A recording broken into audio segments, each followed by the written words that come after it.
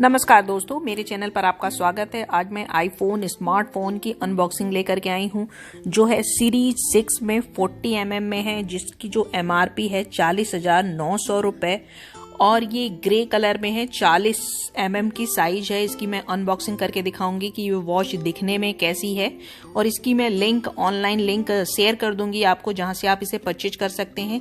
लेकिन मैं best suggestion दूंगी आपको कि आप इसे आईफोन स्टोर से परचेज करें, क्योंकि HDFC की तरफ से इसमें ऑफर है जिसमें 3000 का कैशबैक मिलता है, जिससे आपको ज्यादा बेनिफिट हो सकता है। इसके साथ एक एक्स्ट्रा स्ट्रिप्स मिली हुई है। इसके अलावा एक वॉच है और स्मार्ट वॉच है, जिसमें आपको काफी कुछ फैसिलिटी के साथ मिली हुई है। काफी स्मूथ और बढ़िया, लुक वाइज भी ऑसम है। आप इसको बहुत ही, जिनको वर्कआउट करना है या फिर वो जो अपने हेल्थ को लेकर के बहुत ही ज्यादा अवेयर हैं, उनके लिए ये वॉच काफी बढ़िया है।